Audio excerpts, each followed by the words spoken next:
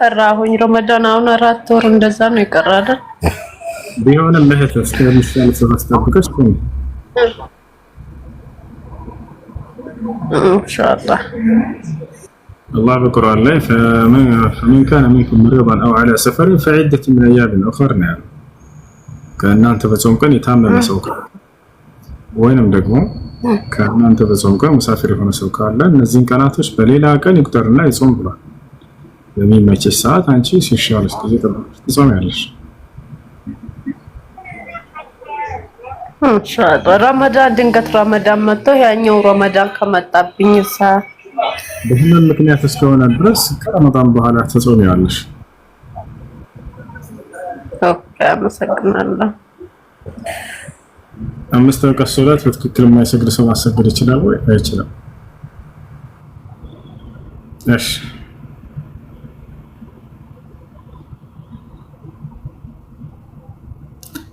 نفترض ሰላም እንዴት ናችሁ? ሰላም ደህና ነህ? ይመስገን አምላክ። መጠየቅ እችላለሁ ጥያቄ? ያ ቅድም ኮሜንት ላይ አንድ ላይ ጽፎ ሪፊት ያደረገው ነገር ነበረ። እሺ አይሻ ክርስቲያኖችም ሲያወሩ ሰማሁኝ። አይሻ በ9 ዓመቷ ምናምን እንደዛ ሚል እሱ ጋር ሲያጥራልኝ ምንድነው በ9 ዓመቷ ግንኙነት አድርገዋል ወይስ አላረጉ የሚለውን ክርስቲያኖች ሲያወሩ ሰምቼ ነው። ምንድነው ያለ ምልከታ? ግንኙነት አድርጋለች ምናምን ተብሎ ተገለጸ። አንዲት ሴት አይደለም እንደ ሃይማኖታዊ አስተማሪ የሆነች ሴት እንደው ዱርዬ ሴት እንቱና ባልሽ ጋር ተጋባሽ ወይ በላት። አዎ ተጋባን። መቼ? በዚህ ጊዜ። ያቺ ሴት እንደው በዚህ ቀን ወሲብ ማድረግ ጀመርኩ ከባሌ ጋር ብላ ትናገራለች? አይደለም እንዴ? እናታችን አይሻ አንዲት የሰፈር ዱርዬ የሆነች ሴት እናምጡና ትላለች? በፍጹም እንዲህ ብላ አትናገርም።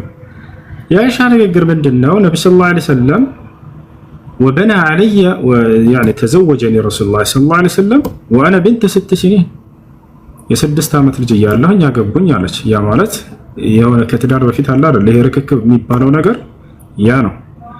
وبنى علي وانا بنت 9 سنين እኔ 9 ዓመት ልጅ ሳለሁ ደግሞ ከእኔ ጋር ህይወትን መሰረተ አለች። በና ማለት መሰረተ ማለት ነው።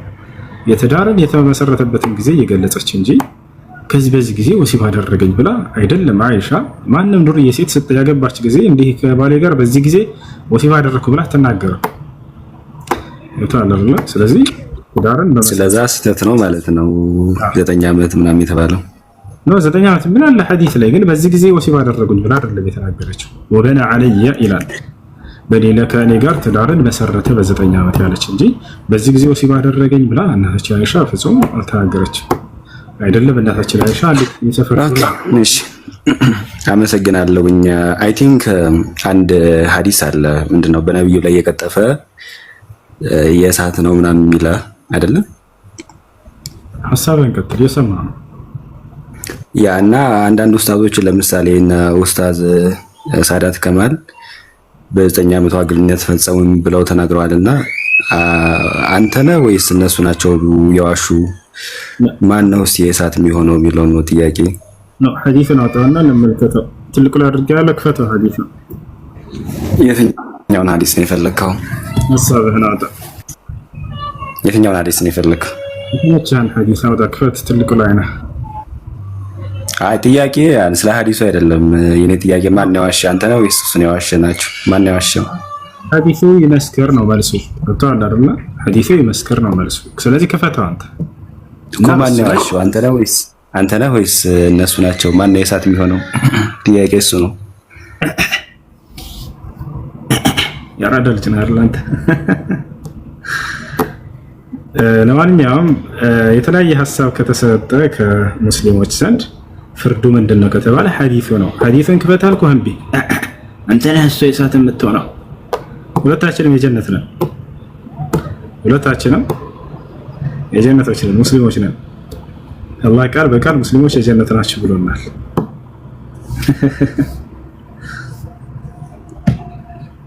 ወንድ ልጅ ከማምለክ ወጣ። አይ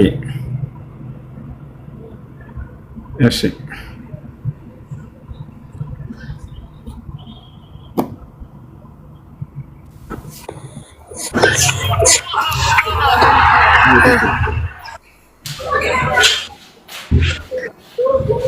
السلام عليكم. وعليكم السلام ورحمة الله وبركاته. دانا نعم. سلام عليكم.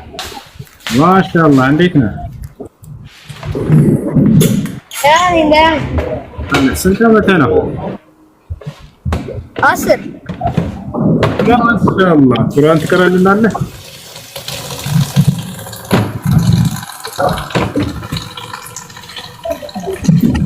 السماعات. قرآن تقرأ لنا.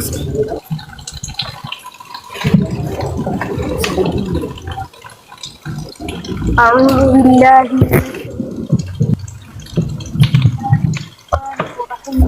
عبس وتولى أن جاءه الأعمى وما يدرك لعله يزكى أو يذكر فتنفعه الذكرى أما من استغنى فأنت له تصدى وما عليك ألا يزكى وأما من جاءك يسعى وهو يغشى فأنت عنه تلهى كلا إنها تذكرة فمن شاء ذكره في صحف مكرمة مرفوعة مطهرة بأيدي صفرة كرام بررة قتل الإنسان ما أكفره من أي شيء خلقه من نطفة خلقه فقدره ثم السبيل يسره ثم أماته فأقبره ثم إذا شاء أنشره كلا لما يقضي ما أمره فلينظر الإنسان إلى طعامه أنا صببنا الماء صبا ثم شققنا الأرض شقا فأنبتنا فيها هبا وإنبا وقضبا وزيتونا ونخلا وحدائق غلبا وفاكهة وأبا متاعا لكم ولأنعامكم فإذا جاءت الصاخة يوم يفر المرء من أخيه وأمه وأبيه وصاحبته وبنيه لكل امرئ منهم يومئذ شأن يغني ووجوه يومئذ مسفرة ضاحكة مستبشرة ووجوه يومئذ عليها غبرة ترهقها قترة أولئك هم الكفرة الفجرة. ما شاء الله ما شاء الله ما شاء الله. سنت جزء الرجال؟ أمست ما شاء الله ጎበዝ ነሽ በጣም ጎበዝ ነሽ ስራ ማቱ አምስት ዘር ጥያቄ ነበር እሺ ጥያቄ ምንድነው ሰላት የሰገድን ካስነጠሰን አልহামዱሊላህ ማለት ይቻላል ይቻላል ግን ከጎን ያለውን ሰው ሳትረብሽ ድምጽህን ዝቅ አድርገህ እሺ አንተ አልহামዱሊላህ ማለት ትችላለህ ከጎን ያለ ሰው ቢሰማ ግን በሶላት ጊዜ ረህምከላህ ማለት አይችልም ምክንያቱም አልহামዱሊላህ የሚለው ቃል የአላህ ቃል ነው ያ ይርሐምከላህ ይላል ግን ሰዎች ያንን የሚሉት የሚናገሩት የሆነ ቃል ነው ባጭሩ ነብያችን ሰለላሁ ዐለይሂ ወሰለም በዚህ ጉዳይ ላይ አልহামዱሊላህ ማለት እንደሚቻል ተናግረዋል ያኛ ሰው ግን ይርሐምከላህ ማለት አይችልም ይሄንን እንዳይል አንተ ዝቅ አድርገህ ለብቻ አልহামዱሊላህ ማለት ትችላለህ እሺ እሺ شكرا مرحبا عفوا السلام عليكم ورحمة الله وبركاته أستاذ حسن. وعليكم السلام ورحمة الله وبركاته. እንዴት ነህ ደህና ነህ ሰላም አልሐምዱሊላህ ኢንሻአላህ እሺ ሁለት ጥያቄ ያለኝ ከመጀመሪያው إن الذين قالوا ربنا الله ثم استقاموا تتنزل عليهم الملائكة የቁርአን አያ ትንሽ ብታብራራለህ إن الذين النزيح قالوا يالو ربنا جيتاشن الله ነው ያሉ ثم ከዚያም استقاموا በዚህ ባሉት ላይ ቀጥ ያሉ ያልካዱ ሰዎች تتنزل عليهم الملائكة መላእክቶች ይወረዳሉ ማን የሚያወርዳቸው አላህ Subhanahu Wa Ta'ala መቼ የሞት ጊዜ ሰውየው ሊሞት ሲል መላእክቶች ይደርሱ ይወርዱና አላ ተኻፉ ወላ ተሕዘኑ ይሉታል አትፍሩ ወይና አትዘኑ ይሏቸዋል ስለ ምድራዊ ህይወታቸው እንዳትፈሩ ስለ ቀጣዩም ዓለማችሁ እንዳታዝኑ ይሏቸዋል ስለ ምድራዊ ህይወታቸው አትዘኑ በቀጣዩም ዓለም እንዳትፈሩ ይሏቸዋል ያኔ በስርዓትን ቃል ይሰጧቸዋል ይሄን ከማለታቸው በፊት ሌላ የሚሏቸው እንዳለ በሌላ ቦታ ላይ ተገልጿል ይመጣና መለኩል መውት መጀመሪያ የሚለው ምንድነው? ኢነ ረበከ የቅርኡከ ሰላም ወይንም ሰላሙን ዐለይከ ብሎ ይናገራል።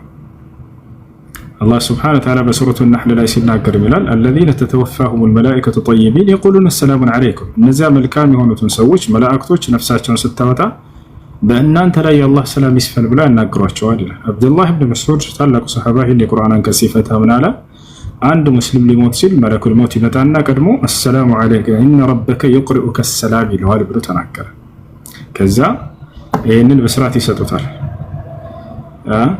አላ ተኻፉ ወላ ተሕዘኑ፣ አትፍራ አትዘን ይሉታል። ወአብሽሩ ቢልጀነቲ አለቲ ኩንቱም ትውዐዱን፣ ያቺ ቃል ስትገባላችሁ የነበረችዋንም ገነት አብሽሩ ትገቧታላችሁ ብለው ያበስሯቸዋል። ነሕኑ አውሊያኡኩም ፊል ሐያቲ ዱንያ ወፊል አኺራ፣ በዚህ በቅርቢቱም ዓለም በመጨረሻይቱም ዓለም እኛ የእናንተ ረዳቶች ነን ከአላህ ዘንድ የተወከልን ይሏቸዋል። ወለኩም ፊሃ ማ ተሽተሂ አንፉሱኩም ወለኩም ፊሃ ማ ተድዑን፣ ለእናንተ በእርሷ ውስጥ በገነት ውስጥ የምትፈልጉትና ያሻችሁ ሁሉ ጸጋ ያለላችሁ ይሏቸዋል። ይህ ሁሉ ከማን ዘንድ ነው ይሏቸዋል? ኑዙለን ሚን ገፉር ረሒም፣ መሐሪና አዛኝ ከሆነው ጌታ የተደረገላችሁ መስተንግዶ ነው ይሄ ሁሉ ይባላሉ። መላእክት መላኩም ወደ ጀነት መግባቱም ከእሳት መዳኑም ሁሉም ከአላህ ዘንድ ነው ብለው ይነግሯቸዋል። ይህን ይመስላል። ጀዛከላህ ኸይር። ሁለተኛው ጥያቄ ቅድም እንደውም ጠቆም አድርገዋል ሐዲሱን። አንዲት ሴት ለአራት ነገር ተብላ ትገባለች፣ ለውበቷ፣ ለዘሯና፣ ለዲኗ፣ ለሀብቷና ፈግፈር ቢዛቲ ዲን፣ ዲንን አስቀድም ወይም ዲን ያላትን ምረጥ። ይህ ካልሆነ ግን ምንድነው የሚለው ሐዲሱ? እጅ አመዳፋሽ ይሁን ነው የሚለው። አነጋገሩ እንዴት ነው ማለት? የአረቦች አነጋገር እንትን ነው ምሳሌያዊ አነጋገር ነው ወይስ ማለት ለአራቱም ነገር ተብላ ከተገባች? እስኪ ይሄንን ትንሽ ነው ኢንሻአላህ። ነብያችን ሰለላሁ ዐለይሂ ወሰለም እዚያ ቦታ ላይ ሰዎች ሴት ልጅን የሚያገቡባትን ምክንያቶች እየዘረዘሩ ነው። ከዛ ምርጫቸውን መጨረሻ ላይ አስቀመጡ። قال النبي صلى الله عليه وسلم تنكح المرأة لأربع: لجمالها ولمالها ولحسبها ولدينها فاظفر بذات الدين تربت يداك። ሰዎች ሴት ልጅን ለአራት ነገር ፈልገው ያገቧታል አሉ። አንደኛ ለገንዘቧ ብሎ የሚያገባ ሰው አለ አይደል? ሀብታም ናት ብሎ ሊበላ ገንዘቧን ብሎ የሚያገባ ሰው አለ። ወሊጅ ጀማሊሃ አሉ። ልክ እንዲሁ ውበቷን ፈልጎ የሚያገባ አለ። እቺ ልጅ ቆንጅዬ ናት ላግባት ብሎ የሚያገባ የለም አለ። ሶስተኛ ወሊ ሐሰቢሃ ለዘሯ ብሎ የሚያገባ አለ። እቺ ጀግና ዘር ነች የእናንተና ዘር ነች ብሎ ያገባል።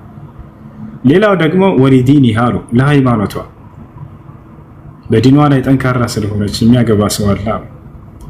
የታዲያ ነብዩ ሰለላሁ ዐለይሂ ወሰለም ምርጫ የትኛው ነው? ፈፈር ቢዛቲ ዲን አሉ። ዲን ያላትን መርጠህ አግባና እድለኛ ሆነ አሉ። ለምን ከተባለ ገንዘብ ያላትን ብታገባ ገንዘብ አላቂ ነው። ውበት ያላትን ብታገባ ውበት ረጋፊ ነው። ዘር ያላትን ብለህ ብታገባ ዘር የውመል ቂያማ ሊያድንህ አይችልም ከአላህ ቅጣት። ዲን ያላትን ብታገባ እስከ መጨረሻው ዓለም ድረስ መልካምን ነገር እያየህባት መልካም ዘሮችን ሰጣ እየጠበቀችልህ በመልካም ሁኔታ የምትሆነህን ሚስት አገባህ። በዱንያ በአኺራም በሁለቱም ዓለም ደስተኛ የምታደርገው ያለችው። ታዲያ መጨረሻ ላይ ፈظفر بذات الدين تربت يداك። የእጅህ አፈር ትፈስና ማለት እዚህ ቦታ ላይ እርግማን አይደለም፣ የአረቦች አነጋገር ነው። በሌላ ቦታ ላይ ነብዩ ሰለላሁ ዐለይሂ ወሰለም ثقلتك أمك يا معاذ ይሉታል፣ እናትህ ትጣህና ይሉታል። ከዚሁ አንፃር ነው አንዳንድ ብዙ ጊዜ ሲጠይቋታቸው ከሆነ ለምሳሌ ለእምነት ተከታዮች አቡበክር ስዲቅ ረዲየላሁ ዐንሁ ሱስ ብዝረላት ወይም ደግሞ من عيرك بالجاهلية فعضه يعني فعض ذكر يعني أبيك أو مثل هذا الكلام. ነብያችን ሰለላሁ ዐለይሂ ወሰለም እንዲህ አይነትን ቃል ይናገራሉ ብዙ ጊዜ ገብታችኋል። እና ይሄ እንደ አረበኛ እንትን እርግማን አይደለም። ሱስ ብዝረላት ብለው አቡበክር ስዲቅ የተናገረው ለምሳሌ ክፉ ቃል አይደለም፣ በአረቦች ዘንድ የተለመደ ነው። እናትህ ትጣህና ወይንም ደግሞ ያንን ነገር ለማድረግ ለማነሳሳት የሚጠቀሙት ቃል ነው። ተሪበት የዳክ ብሎ ነብዩ ሰለላሁ ዐለይሂ ወሰለም ይናገራሉ።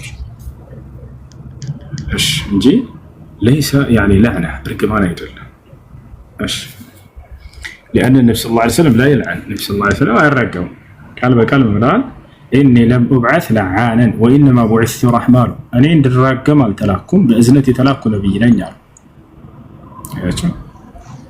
نبياتنا صلى الله عليه وسلم ليس المؤمن بالطعان ولا باللعان ولا بالفاحش ولا بالبذيء مسلم تراقامي أيضا لم بلان وقال النبي صلى الله عليه وسلم إن اللعانين لا يكونون شفعاء يوم القيامة تراقامي يتنسيكنا عما لا يكونون مال النبي صلى الله عليه وسلم ስለዚህ ነብዩ ሰለላሁ ዐለይሂ ወሰለም ያረጋው ማለት ነው።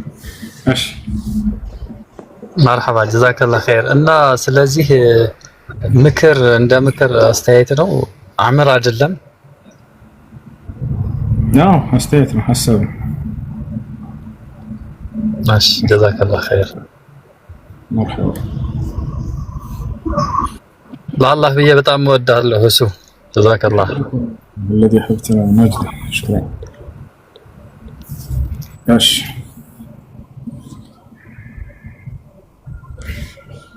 ቀጣይከ اشتايك ሰላም አለይኩም وعليكم السلام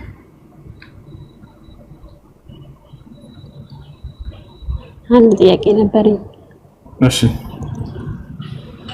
የሆነ ሐዲስ ላይ ስሰማ እና 7 ምድሮች የሰባቱም ምድር ስም የተለያዩ ናቸው እና በሰባቱም ምድር ላይ የሚኖሩ ሰዎችም የተለያዩ ናቸው የሚል ነገር እና ግራ ተጋብቼ ነው እንድታብራራልኝ። ማን ነው እንደሱ ብሎ ነገራችሁ? ዛሬ ቲክቶክ ላይ ቪዲዮ ሰርታ ቲክቶክ ላይ ነው ያየው ሳወርደው እና በሰባቱም ምድር የሚኖሩት ብቻ አፈጣጠራቸው የተለያዩ ስም አለው የምድሩም ስም የተለያዩ ናቸው እና የአንደኛው ምድር ፊታቸው ከሆነ ነገር ላይ ይመሳሰላል የአንደኛው ደግሞ ከእጃቸው ጋር ይመሳሰላል ሲል ግራ ገብቶኝ ነው እንጠይቅ። ለማንኛውም አላህ Subhanahu Wa Ta'ala በቁርአን ላይ 7 ምድሮች እንደፈጠረ ነግሮናል ልክ 7 ሰማያትን እንደፈጠረ يقول الله سبحانه وتعالى الله الذي خلق 7 سماوات ومن الأرض مثلهن من أملكاቸው አላህ ማለት 7 ሰማያትን የፈጠርኩኝ ነኝ ከምድርም ልክ እንደርሱ ብለው ተናግረዋል ልክ እንደርሱ ብለው ተናግረዋል ስለዚህ 7 ምድሮች አሉ ነገር ግን እዚህ ቦታ ላይ ሰው የሚኖረው የቱ ጋር ነው ከተባለ እዚች ያለንባት ምድር ላይ ነው የአደም ልጆች ወለኩም ፊል አርዲ ሙስተቀሩን ወመታዑን ኢላ ሒን ይላል አላህ ለእናንተም በምድር ላይ መርጊያ አለላችሁ እስከ ጊዜያችሁ መጨረሻም ድረስ መጣቀሚያ ጸጋ አለላችሁ እያለ ይናገራል። ስድስቶቹ ምድሮች ላይ ምን እንደሚኖር አልተነገረም። ስለዚህ ከራሳችን በዕልም الغيب ላይ መፈላሰፍ አይቻልም። በተነገረ ልክ እንናገራለን። ደብቅ የሆነ እውቀትን ለአላህ እንተዋለን። عالم الغيب فلا يظهر على غيبه أحدا إلا من ارتضى من رسول እኔ ሩቅ አዋቂ ነኝ አለ በሩቅ እውቀቴ ላይ ማንንም አላሳውቅም የወደድኩትን መልእክተኛዬን ስቀርልኝ እያለ ይናገራል።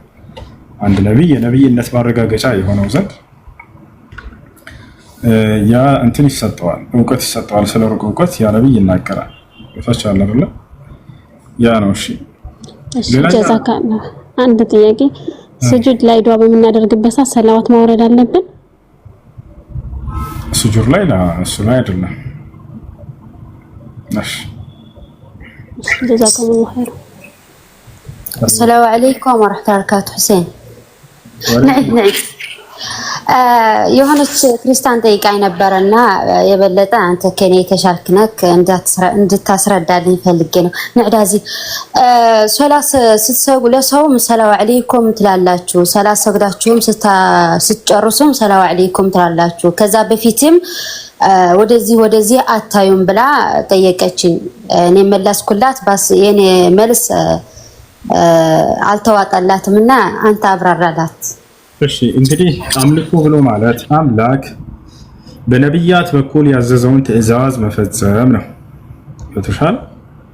ስለዚህ አምላካችን አላህ Subhanahu Wa Ta'ala ደግሞ በነብዩ መሐመድ ሰለላሁ ዐለይሂ ወሰለም በኩል ሶላትን ስገዱ ብሎ አዞናል። ልክ እርሱ ባዘዘን መልኩ ስናመልከው ጊዜ አምላክን አላህን የዛኔ አምልኮ ሰራል ለእርሱ ይባላል፣ አመለክነው ይባላል። እሺ ስለዚህ ነብያችን ሰለላሁ ዐለይሂ ወሰለም ሰሉ ከማ ረአይቱሙኒ ወሰሉ ያሉ ልክ እኔ ስሰግድ እንዳያችሁኝ አድርጋችሁ ስገዱ ነው። ሰውየው ሶላት እየሰገደ ወደ ግራ ወደ ቀኝ እንዲህ መዟዟር ተገቢ አይደለም። ከአምላኩ ጋር እየተነጋገረ ከሆነ ቀጥ ብሎ አምላኩን ትኩረት አድርጎ ትኩረቱ እንዳይሰረቅ መዟዟር የለበትም። ትኩረቱ ከአምላኩ ዘንድ ይሆን ዘንድ ፊት ለፊት ዞሮ ይሰግዳል ማለት ነው። ያ ሌላው ነገር አሰላሙ አለይኩም የምንለው ጸሎት ነው። እሺ ሰላም በእናንተ ላይ ይስፈን ማለት ነው። በማንኛውም ሁሉ ሰላም ይስፈን እየተማጸነ ነው። አሰላሙ አለይኩም በሶላት ሙስሊሞች። እሺ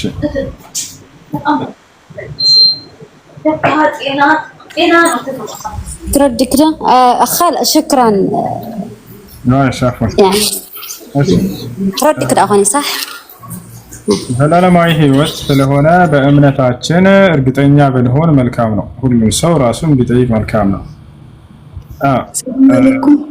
ወአለይኩም ሰላም አላህ አንዴ እንትና ማን ነው ፊልሞና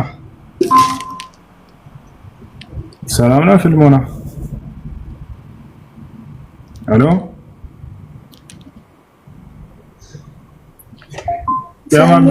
እኔ ልጠይቅ ሰላም ነው እንዴት ነው? ሰላም ነው እንዴት ነህ? እግዚአብሔር ይመስገን አለው። እንዴት ነህ? አለን አልሐምዱሊላህ። ማነው? ደህና ነኝ ወንድሜ፣ ሁሉ ሰላም አለን አልሐምዱሊላህ። እሺ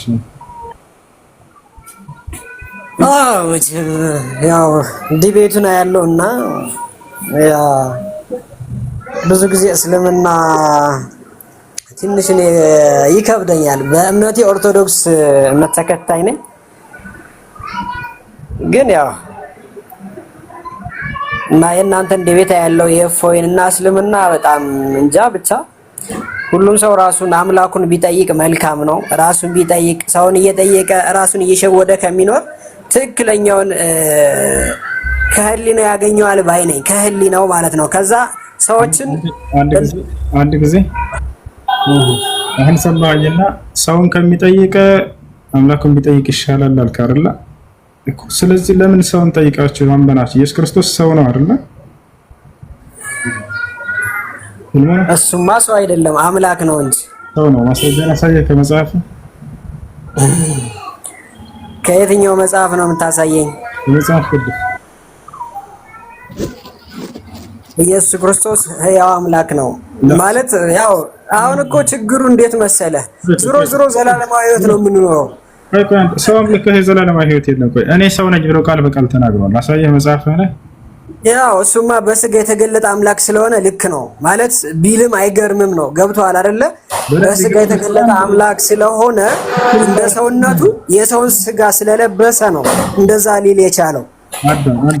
እንደዚህ ያላቸው እንደሱ ብለው ይሰውራቸው እንጂ መጽሐፍ ኢየሱስ ያለው ምንድነው? እኔ ሰው ነኝ ነው ያለው። ግን አምላክ የለብህም አይደለ? አሜን። አምላክ ያው ለሰው የተገለጠበት መንገድ ነው። ሰው ምክንያቱም ለሱ የሚሳነው ነገር ስለሌለ ለሰው የተገለጠበት መንገድ እንጂ እኛ በቃ በሰው ስለታየ ስጋ ለብሶ ስለታየ ሰው ነው ልትለው ትችላለህ። ምክንያቱም አንተ ሙስሊም ማትቀበለውም ስለሆነ ማለት ነው። እኔ አይደለሁም ራሱ ነው ያለው እያልኩህ ነው።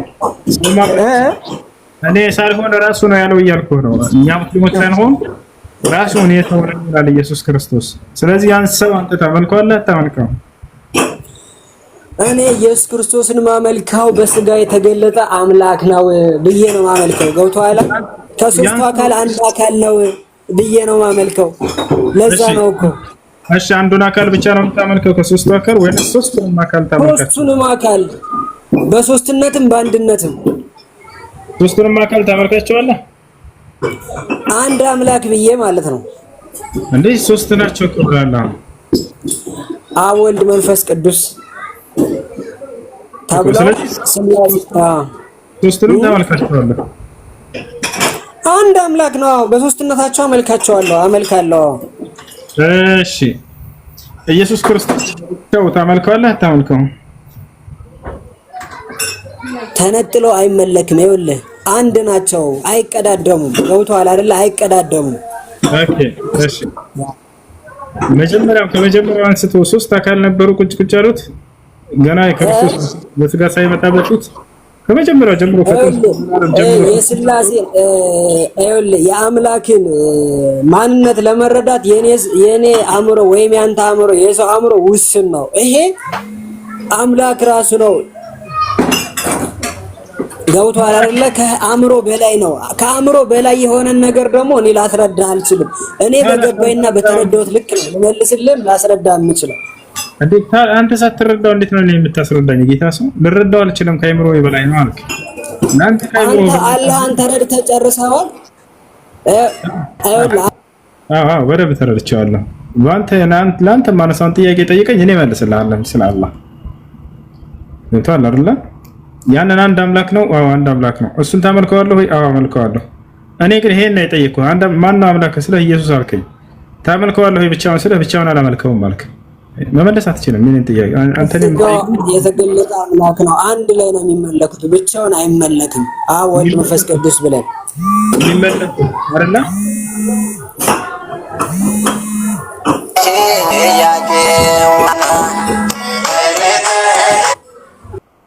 ይሄ መልስ መዝሙር ከፈተ።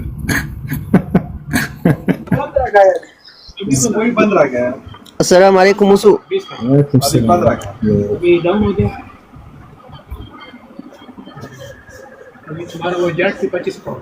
الله بيودها ጥያቄ ነበረኝ ጥያቄ ምንድነው?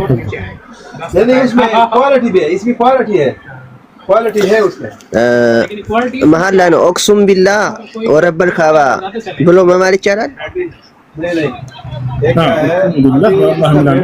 رب الكعبة ማለት ካዕባ ጌታ ደግሞ ማን ነው? አላህ ነው። ጅብሪል ነው። እሺ ንፍራ 25 मिनट में 5 मिनट भी चलेगा तो सही है तो 5 मिनट ክርስቲያን ከሆንሽ ላስገባሽ። እሺ ጥያቄሽ ምንድን ነው? ጥያቄ እኔ ማሸት ብቻ ነው ፈልገው ምንም አልፈልግም ወሬ ምናምን። ኦኬ ከዚህ በፊት ክርስቲያን ነበርሽ? አዎ። እሺ የምለውን ቃል አብረሽኝ በይ። አሽሃዱ አላህ ኢላሃ ኢላላህ ወአሽሃዱ አነ ሙሐመደን ረሱሉላህ ማሻአላህ። ከዚህ በኋላ ሙስሊም ማሻአላ። አሁን ያልሽው ቃል የሸሃዳ ቃል ወይንም የምስክር ቃል ይባላል። የእስልምና ሃይማኖት የመጀመሪያው ትዕዛዝና መሰረት ነው። አሽሃዱ አን ላ ኢላሃ ኢለላህ ማለት እነሆ ከአላህ በስተቀር በእውነት የሚመለክ ሌላ አምላክ የለም ብዬ መሰክራለሁ ማለት ሲሆን ወአሽሃዱ አነ ሙሐመደን ረሱሉላህ ማለት ደግሞ ሙሐመድም የአላህ መልእክተኛና ነብይ ናቸው ብዬ መሰክራለሁ ማለት ነው። እሺ ሙስሊም ጓደኞች ታገኛለሽ በቅረበሽ? ሴቶች የለም ፋሚሊዎች የተላለ ክርስቲያኖች። እሺ በቃ ዚክራ ወይንም ዛህራ እንዲያገኙሽና እስላማዊ ትምህርት እንዲያስተምሩሽ ቆይ ላገናኝሽ ላስገባልሽ። ካላችሁ ዚክራ አንድ ቁጥር ጻፊላት ወይንም ቢንት ሙስሊም ያን ቆይ ላስገባት። እሺ ስምሽ ማን ነበር? ስሜ በክርስትና አበባ ነው ስሜ። እሺ በእስልምናስ ያመረጥሽው ስም አለ ያዘጋጀሽው? ሀቢባ ማሻአላህ ተወዳጇ ማለት ነው። እሺ አንዴ ላስገባቸውና ሴቶች ያስተምሩሻል ያገኙሻል። ስለ ሶላት አሰጋገድ በመማር ሶላት መስገድን ትጀምሪያለሽ በአላህ ፍቃድ።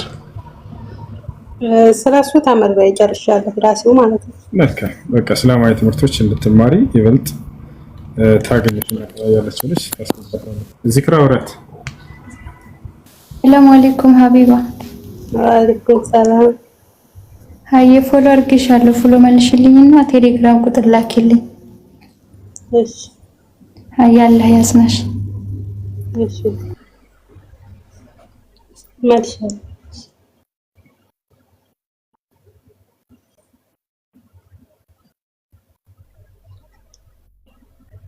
መጥቷል አልመጣም።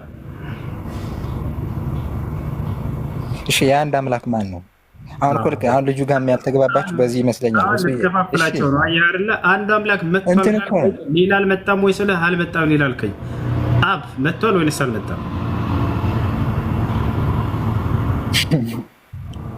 እሺ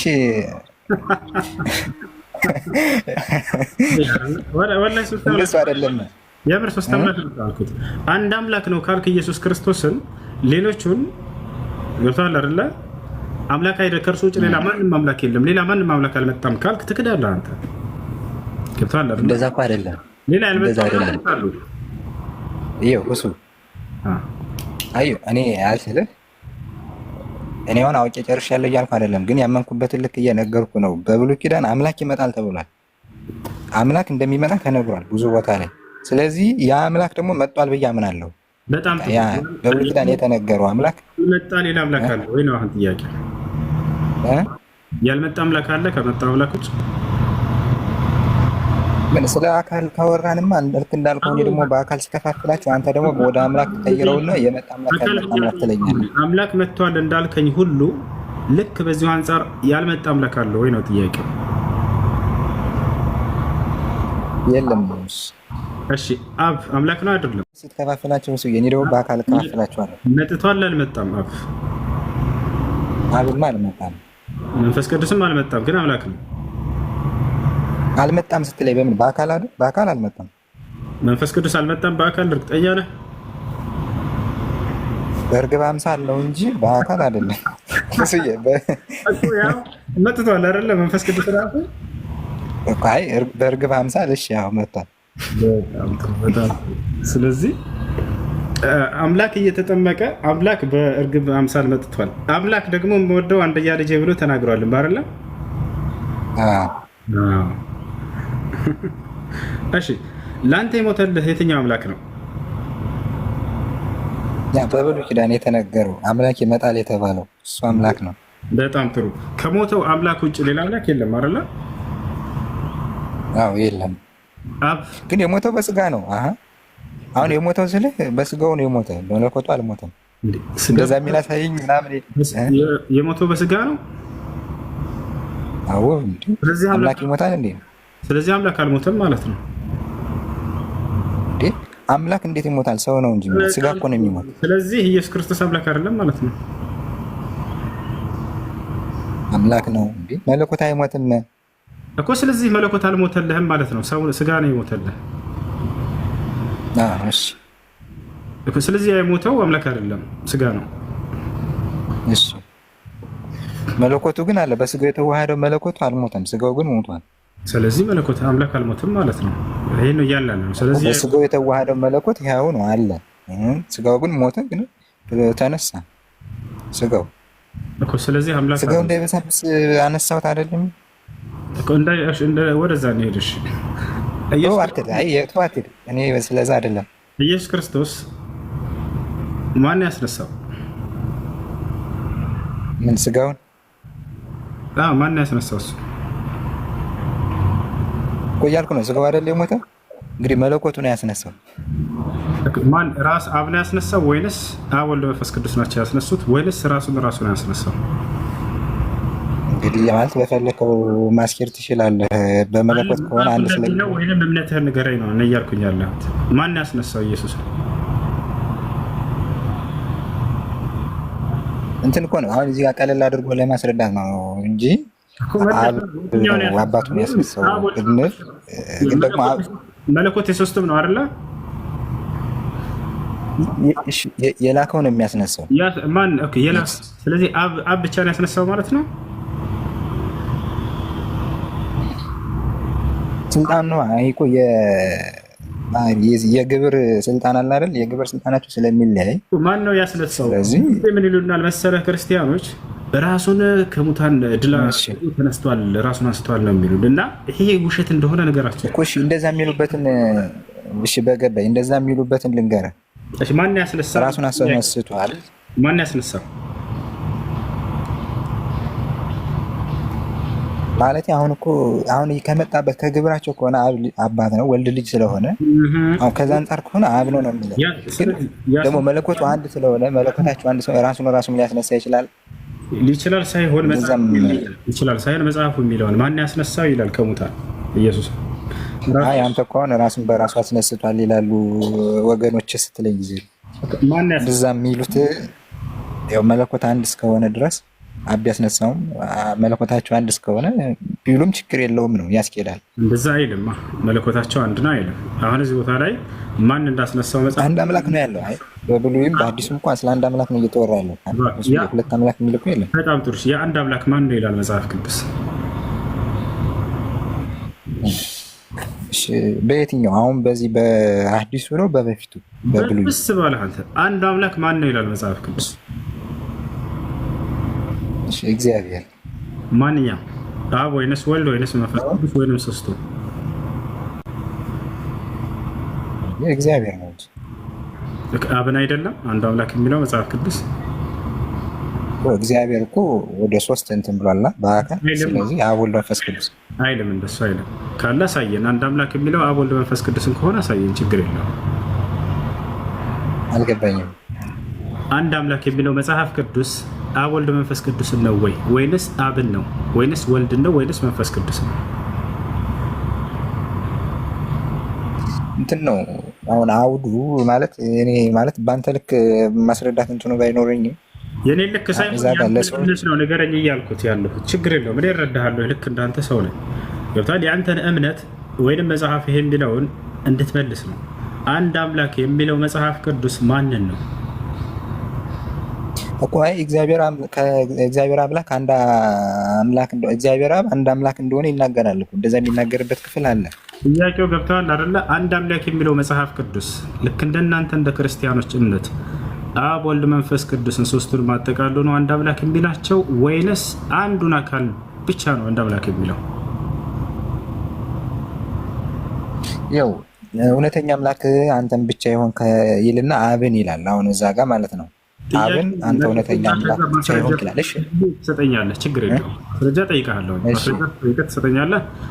አንድ አምላክ የሚለው መጽሐፍ ቅዱስ አብን ነው ወይንስ እንደ ክርስቲያኖች እምነት አብ ወልድ መንፈስ ቅዱስ ነው? እሺ ለአንተ ከሆነ ለአንተ እኔ አብ ወልድ መንፈስ አይደለም የመጽሐፉን እሺ ምንድነው መጽሐፉ ለሰው ነው የመጣው እንዴ? መጽሐፉ ለሰው አይደል እንዴ? መጽሐፉ ላይ የሚለው መጽሐፍ ቅዱስ ላይ አንድ አምላክ ብሎ የሚጠራው መጽሐፍ ቅዱስ አብን ነው ወይንስ እንደ ክርስቲያኖች እምነት ወልድ መንፈስ ቅዱስ ነው? ያ ካልሆነ መጽሐፍ ቅዱስ ላይ እምነታቸው የለም ማለት ነው። አብ ወልድ መንፈስ ቅዱስን አንድ አምላክ ብሎ ይጠራል መጽሐፍ ቅዱስ ወይስ አይጠራም?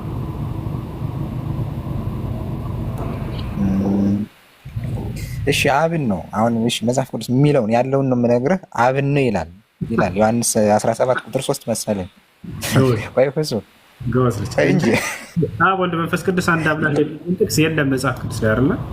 እሺ ቆይ እኮ ይላል እኮ ዮሐንስ 17 ቁጥር 3 መሰለኝ እውነተኛ አምላክ ብቻ ይሆን አብን ይላል። እና እምነት መጽሐፍ ቅዱስ ላይ አይደለም እንላቸው ለዚህ ነው የለም መጽሐፍ ቅዱስ ላይ።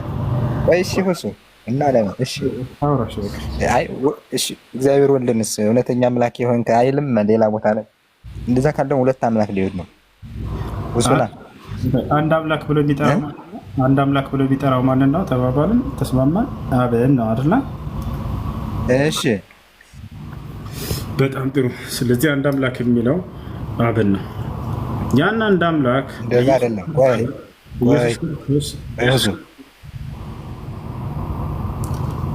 ኢየሱስ ክርስቶስንም እኮ የዘላለም ሕይወት የሚሰጥ እውነተኛ አምላክ ይለዋል። ስልጣን ተሰጥቶ ከሆነ ምን ችግር አለው? እኔ ስልጣን ከተሰጠኝ የዘላለም ሕይወት እሰጥሃለሁ። አዎ ማርያም፣ አዎ ወላሂ እሰጥሃለሁ። አምላክ ስልጣን ሰጥቶኝ ከሆነ አድልሃለሁ የዘላለም ሕይወት። ምን ችግር አለው? እንደዛ ከሆነማ እኮ ልትጋራው ነው እንዴ? በማጋራት አይሆንም እንዴ? አይደለም። ስልጣን ከተሰጠ ተጋሪ አይባልም። አየህ፣ ለራሱ ቢኖረው ኑሮ ነው የዛኔ ተጋሪ የሚባለው። ግን ክርስቶስ እሺ፣ በምንድን ልትለያያቸው? ለምሳሌ እሺ፣ ለአንተ ስልጣን ተሰጠ፣ ዘላለማዊ ሕይወት። እሺ፣ ለአንተ ስልጣን ተሰጠ። እሱ አዳምጣ አንዴ ቆይ። የዘላለማዊ ሕይወት ያስፈራራል። የዘላለማዊ ሕይወት ማለት ነው እንደ መጽሐፍ ቅዱስ እንደ ኢየሱስ ትርጓሜ ሰለሞን የዘላለማዊ ሕይወት ማለት ነው መቼማ በስጋ ለመሞት አይደለም። የዘላለማዊ ሕይወት ማለት ነው እንደ ኢየሱስ ክርስቶስ ትርጓሜ እሺ በቃ ቀለል አድርጌ ወይም እኔ በገባኝ ልክ ገነት በቃ ወይም ደግሞ በቃ የዘላለም ህይወት ማለት እንዴ በቃ ክርስትና ማለት ነው። የዘላለም ህይወት ማለት ክርስቲያን መሆን የዘላለማዊ ህይወት ኢየሱስ ክርስቶስ እውቀት እንደሆነ ተናግሯል። ዮሐንስ ወንጌል ምዕራፍ 17 ቁጥር 3 ላይ ምን ይላል? እሺ አባት ሆይ አንድና ብቸኛ እውነተኛ አምላክ እንደሆንክ ያውቁ ዘንድ እንዲሁም የላከውን ኢየሱስ ክርስቶስን ያውቁ ዘንድ ይችላል የዘላለማዊ ህይወት ማለት አየህ። ይችላል የዘላለማዊ ሲያውቁት እኮ ይችላል የዘላለማዊ ህይወት አለ። ምንድነች የዘላለማዊ ህይወት? አብን አንድና ብቸኛ እውነተኛ አምላክ ብሎ ማመን፣ ኢየሱስን ደግሞ የዛ የአንዱ አምላክ መልእክተኛ እንደሆነ ማመን፣ ይሄ ነው የዘላለማዊ ህይወት አለ። አየህ አይደለ? ይሄን ማወቅ ታዲያ ይሄን የዘላለማዊ መልእክተኛ ነው ልጅ ነው አይደለም የላከው ብሎ ነው የሚገልጸው እሱ አይደል? አይሽ የላከው ልጁንም ይልካል። እሺ የላከው። ስለዚህ ይሄን ማወቅ የዘላለማዊ ህይወት ነው ይለናል። ይሄን እውቀት ማንኛውም ሰው መስጠት ይችላል አይችልም? የላከው አንተ ማለት ይሁን የላከው እስኪ አንድና አባት ሆይ አንድና ብቸኛ እውነተኛ ሆንክ አምላክ እንዲሁም የላከውን ኢየሱስ ክርስቶስንም ያውቁ ዘንድ ስለዚህ አሁን አላደም ይሄኛው ከጥቅስ ወደ ጥቅስ ብሄርና ቁጥር ማለት ነው። የምር ነው የምልህ እንትና እንልህ ጥቅስ አይደለም። እዚህ ጋር አንድ አምላክ እንዳለ ተማምነናል አይደል? እግዚአብሔር አብ ነው። የዘላለማዊ ህይወት ማለት ምን ማለት እንደሆነ እዚህ ጋር ስላስቀመጠ ነው ኢየሱስ እንድትረዳ ነገር ሳይሆን ትምህርት ነው። የዘላለማዊ ህይወት ማለት ሌላ አይደለም። ይሄንን ትምህርት ይሰጣቸው ነበር ወይ? ያው ይሰጣቸው ነበር። ይሄንንም ከአምላኩ ዘንድ በተሰጠው ስልጣን እንደሆነ ከፍ ብለህ ቁጥር 2 ላይ ታገኘዋለህ። በስልጣን በሰጠኸውም ላይ በስጋ ለባሾችም ላይ ስልጣንን እንደሰጠህ እያለ ይናገራል። ተሰጥቶ ነው ይባላል። የዘላለማዊ ህይወትን ይሰጣቸው ዘንድ ይላል። ስልጣን አልተሰጠውም እኮ እያልክ አይደለም ሁሱ? ያው ስለዚህ አይሽ የዘላለም ህይወትን ስለዚህ ኢየሱስ ክርስቶስ ይህን የዘላለማዊ ህይወት ያገኝ ዘንድ እሱ ራሱ በዚህ ህግ ይተዳደር ነበር። ያ ማለት አንዱን አምላክ በብቸኝነት ያምን ነበረ። ኢየሱስ ክርስቶስ እንደሚያምን ታውቃለህ። የይሁዳ መልእክት ምዕራፍ 1 ቁጥር 4 ወይም ደግሞ መጨረሻ ላይ ያለው ጥቅስ አንድ ጊዜ አዳምጥ።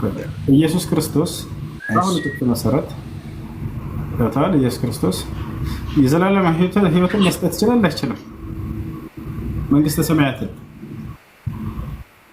ኢየሱስ ክርስቶስ ይችላል እንዴ? የዘላለም ህይወትን ይሰጠናል። ያ ይመጣል የተባለው አምላክ እኮ መጥቷል። መንግስተ ሰማያትን ይሰጣል ኢየሱስ ክርስቶስ። የዘላለም ህይወትን ይሰጣል እንደዛ የሚል ያለ መንግስተ ሰማያትን አላየሁም። እንደዛ አይነት ቃል የዘላለም ህይወትን ብቻ ይሰጣል። መንግስተ ሰማያትና የዘላለማዊ ህይወት አንድ ነው ወይስ ይለያያል? ይኸው እንግዲህ እንዳትተረጓጉም ነው ሁሱ። እኔ የተረዳሁት እንግዲህ የዘላለም ህይወት ሲል በቃ ከላው ከችግር የለው። በቃ እሺ፣ ለማንኛውም ኢየሱስ ክርስቶስ አምላክ እንዳለ አስተምሯል አይደለ? ኢየሱስ ክርስቶስ ይኸው እኔም እኮ ይሄን እኮ አልተካካርንም አይደል? አብ ያ እውነተኛ አምላክ አንድ አምላክ እንደተባለ እኮ ዮሐንስ 17 ቁጥር 3 ላይ ተናግሯል እያልኩ ነው። አንዱ አምላክ ለኢየሱስ ክርስቶስ አምላኩ ነው አይደለም ነው አሁን ጥያቄ። አምላኩ ነው አይደለም? ለምን እሱ ጋር እንሄዳለን። ወደ ኋላ እንመለስና ደግሞ በብሉይ ኪዳን ያ ይመጣል የተባለው በፈጣሪ እሺ፣ ማን እሺ፣ እንዴ እንደዛ አይደለም እኮ እሱ ስለ አምላክ እያወራን እኮ እንትን ነው። አሁን ከጥቅስ እየሄድን ለአንዱ አውድ የተነገረውን በእኛ ራሳችንን መጠርጎም ምናምን ሳይሆን እኔ አሁን ቀለል አድርጌ እዛው ላይ ቀለል ብሎ በሚገባን መልኩ ለማውራት ፈልጌ ነው እኮ እንድትረዳው ነው። እባክህ ወገናችን፣ አይወለ ምን አለ መሰለህ ስለ አምላክ እያወራን ነው አይደለ? የአምላክ አንዱ አምላክ ማን ነው በመጽሐፍ ቅዱስ የሚለውን አየን፣ አብ ነው። አሁን ደግሞ እዛው ላይ ሳንሄድ ሌላ ቦታ ያ አንዱ አምላክ እሺ አብ ነው ካልን ደግሞ እኮ የሚያፈርስብን ነገር ስላለ ነው ሁሱዬ ታገን ማረን ኢየሱስ ክርስቶስ ለእርሱ ለራሱ ጭምር አምላኩ ነው አይደለም? አብ ነው። አሁን ጥያቄ ለምን አሁን ከዛ ወደዛ ሄዳለሁ? እዛ ጋር አብ ላይ ቆንኩኝ እኮ አሁን እንደ ክርስቲያንነቴ በቃ በየኔ አሁን እዛ ጋር እኔ ኢየሱስ ክርስቶስን አምላክ ነው ብዬ ሳምን ነበረ። ማንበብ ጀመር። ልክ ዮሐንስ ምዕራፍ 17 ቁጥር 3 ስደርስ ምን ይላል? እውነተኛ አምላክ አንተን ብቻ የሆንክ ይልና አብ ይላል አይደል? እሺ እዛው ላይ ደግሞ እዛው ዮሐንስ ላይ ይህ አንዱ አምላክ ለኢየሱስም አምላኩ ነው ወይ? የተያያዘ እኮ ነው እዛው ጋር ያውጣል አይደል? ይህ አንዱ ጭምር አምላኩ ነው ወይስ አይደለም? አንተ እኮ ይሄንን ጥያቄ ሳትጠይቀኝ እኮ እኔ ራሴ መጠየቅ እችላለሁ። ራሴን እኮ እየጠየቅኩት ነው። ጠየቅኩት አይደል? ከዛ ተመለስኩ ወደኋላ። ስለዚህ አንዱ አምላክ ለኢየሱስ ክርስቶስም ጭምር አምላኩ ነው ወይስ አይደለም? የአንድ አምላክ የሰው አምላክ ነው። እንግዲህ የሰው አምላክ ነው እሱ። እሺ አንተ እንደፈለግከው ልመልስልህ። የሰው አምላክ ነው። ኢየሱስ ክርስቶስ ደግሞ ሰው ነው። ለሰውነቱ ምናልባት አምላክ ሊሆን ይችላል። እንግዲህ እንደዚህ ከሆነ እባክህን አንተ እንደፈለግከው ብለህ መልስ አትመልስ። እሺ ሰው ስለነበረ ለሰውነቱ አምላኩ ነው። በጣም ጥሩ። አምላክነቱ ለሰውነቱ ነው የሚለውን ጥቅስ አሳየህ። እዚህ ጋር እኮ ነው ዳር ስለነበረ እኮ እንደዚህ አይነት ጥያቄ ስለምጠይቀኝ ነው። እሺ ሰው እንደነበረ አታምንም? ኢየሱስ ክርስቶስ ምድር ላይ ሰው ምንድነው? አይደለም አሁን ጥያቄው አምላኬ ነው ሲል ጊዜ ኢየሱስ ክርስቶስ ሲናገር ጊዜ ይሄ ግን ለሰውነቱ ነው ብሏል ወይ ነው ማለትም አይጠበቅበትም። ሰው እንደሆነ እኮ ሁሉም እያዩት ነው። ስለዚህ ግዴታ ሰው እኔ ሰው ነኝ እያለ አንተ ሰው ነኝ ትላለህ እንዴ? አሁን አንተ ለእኔ ሰው ነኝ ትላለህ እንዴ? ሰው እያየሁ አይደል ይላል ኢየሱስ። እኔ ሰው ነኝ ይላል ቃል በቃል። ከፈለክ ከሰያለሁ እና ለምን ትለኛለህ? ትጠይቀኛለህ እኮ ይኸውልህ፣ ልክ እሱ በዚህ እኔ ሰው ነኝ ማለት አይጠበቅበትም ስላልክ ነው። ይጠበቅበታል ይላል ቃል በቃል ኢየሱስ ሰው ነኝ ይላል። አሁን ምንድን ነው እኛ ኢየሱስ ክርስቶስ አምላክ አለኝ ብሎ ሲናገር ግልጽ የሆነ ንግግር ነው። አምላክ አለኝ ካለ አምላክ አለው ማለት ነው። አይ ይሄ ለሰውነቱ ነው ብለህ ከለየህ ግን ማስረጃ ማምጣት ያለብህ አንተ ነህ፣ ስለለየህ ማለት ነው። ለሰውነቴ ነው ያለበት አለ ወይ ነው። እሺ እኔ እሺ ላውራ ማርያም 5 ደቂቃ ወይ 2 ደቂቃ አውርቼ ታስወጣኛለህ ወይ ማለት ካልተመቸ መልሴ ኖ ላስወጣ ምናምን ሳይሆን አንተ እሺ አይ መልሴ ካልተመቸ ችግር የለውም። እኔ ላውራና ስናየው ጊዜ ሰው ነው አምላክ አለ ብሎ ተናገረ። በግልጽ ተረዳ ነው አምላክ አለ እንደሚለው ሁሉ። አንተ ግን አይ ይሄ ፍቻ አለው አልከኝ እና ፈታህልኝ። ምን አልከኝ? ይሄን ቃል የተናገረው በሰውነቱ እንጂ በመለኮትነቱ አይደለም አልከኝ። እኔ ፍጹም ሰው ፍጹም አምላክ ብዬ ነው አማምን ነው። እንደሱ የሚል መጽሐፍ ቅዱስ ላይ አለ? እሺ በስጋ እንደመጣ ይናገራል አይደለም? እኔ ፍጹም ሰው ፍጹም አምላክ ነኝ ብሏል ኢየሱስ እኮ። በስጋ እንደመጣ ይናገራል። በምን መጣ አላልኩም። በስጋ ቢመጣ ሰው ነው እናምናለን እኮ ገናችን። ግን ፍጹም ሰው ፍጹም አምላክ ነኝ ብሏል እሱ ኢየሱስ። ቃል በቃል ነው። አሁን እኮ እሺ ላውራ ቃል በቃል ነው አለ። አያቸው ራሳቸው ቃል በቃል ተናግረው ማስረጃ ሲጠየቁ ቃል በቃል እንዳላላ ያው አላልከኝም ብዬ እኮ ነው። ቃል በቃል ፍጹም ሰው ፍጹም አምላክ አላልከኝም። ላስታውሰው ብዬ ነው። ቃል በቃል የምትለን አልሰማህም? እሺ ቃል በቃል ኢየሱስ ክርስቶስ አንተ የተናገርከው እና ቃል ማለት ነው። እኔ አምላክ ፍጹም ሰው ፍጹም አምላክ ነኝ ብሎ አልተናገረም አይደል? ሲጀመር አምላክ ነኝ ለማለት እኮ አይደለም የመጣው እሱ። ግን እስቶ ስለዚህም ይቅርና ማለት እኔ አሁን እሺ ትንሽ ላውራ። አሁን እዛ በቃ ከዮሐንስ 17 ወደ ላይ ያለውን በቃ ከዛ እኮ ነው የምትመለሰው። አብን ካለ ለምን እኔ ክርስቶስን እከተላለሁ? ለምን ክርስቶስን አምላክ እላለሁ ብዬ እኮ ራሴን ጠየቅኩትኝ አይደል? እንደዛ ብዬ ራሴ ስጠይቅ ደግሞ ብሉይ ኪዳን ላይ አምላክ እንደሚመጣ ተነግሯል። አስረግጦ ማለት ነው። እርግጠኛ ሆኛለሁ አምላክ እንደሚመጣ። አሳየንሽ። ስለዚህ ወይ የሌላ እሺ አሳየንሽ። አምላክ ይመጣል ብለው የሚያምኑበት ቦታ ካለ አሳየን። እሺ ዞሮ ታነበዋለህ። እኔ ተስከባለ እዛን ተወልዶልና አይ እሱን አላመጣም። እሺ ኤርሚያስ ትንቢተ ኢሳይያስ ምዕራፍ 40 ላይ እሺ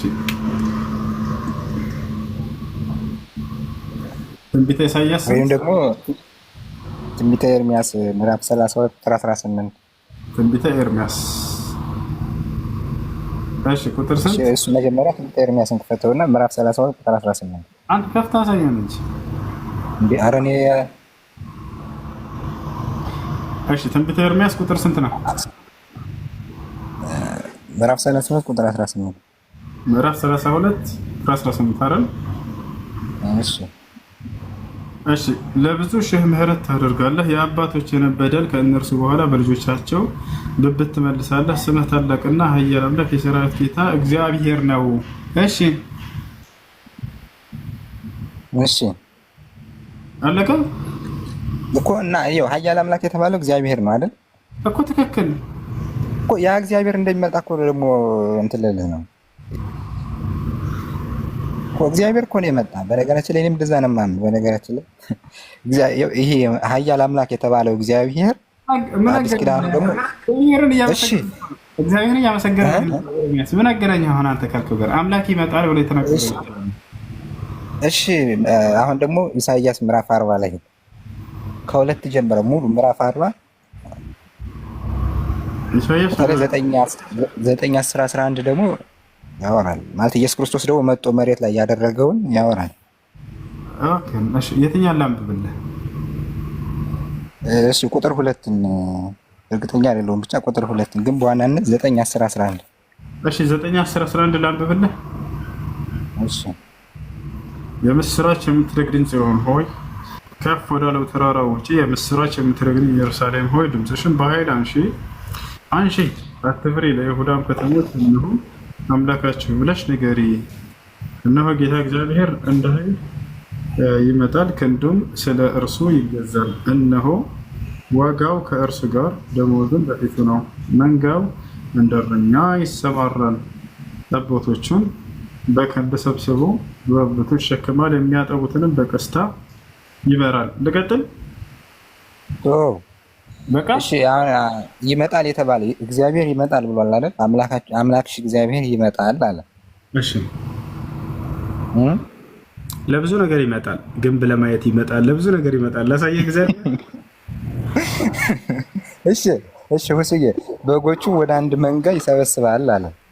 እሺ ይላል አይደል?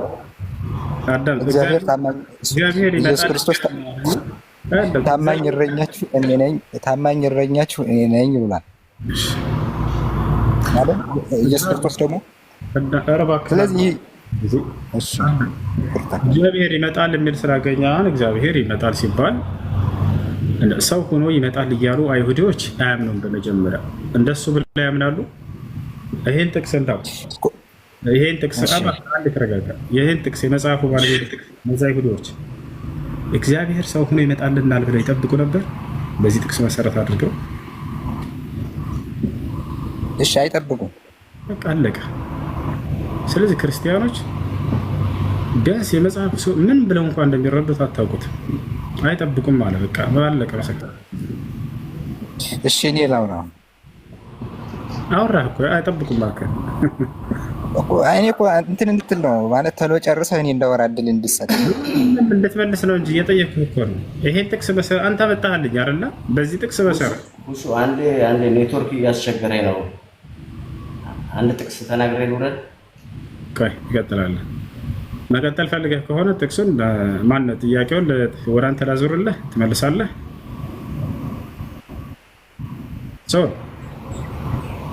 ቆይ ምናልባት ሌላ ርዕስ ካልሆነ እዚህ በደንብ መረዳት ስለምፈልግ ታስረዳኛለህ ወይ ደግሞ እሺ። ለማንኛውም እሺ እዚሁ ላይ ነው እና ኔትወርክ እያስቸገረኝ ስለሆነ ስለ አምላክነቱ የሚናገረውን ትንሽ አሁን መጽሐፍ ቅዱስ ባይኖረኝም ግን ባይኖር ላይ ያለው ልንገራችሁ እና ማርቆስ ወንጌል ምዕራፍ 10 ቁጥር 31 ጀምሮ ያለውን ለአንብበው ወይስ ታነበዋለህ? አንብበው፣ ችግር የለም። በመጀመሪያ ግን ኢየሱስ ክርስቶስ እኔ አምላክ ነኝ አላለም አይደል? አንተም ተናገር እስኪ። ሶል አምናለሁ አምላክ ነኝ አለ ወይ? ሰው ሆኖ ስጋ ለብሶ እንደ ሰው ሆኖ ሊያስተምር ነው የመጣው። አምላክ ነኝ አላለ። ማንበብ ትችላለሽ። ያው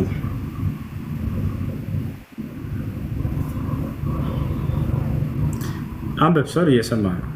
ቀጥል። እሺ ዮሐንስ ወንጌል ምዕራፍ 10 ቁጥር 31 አይሁድ ሊወጉት ደግሞ ድንጋይ አነሱ።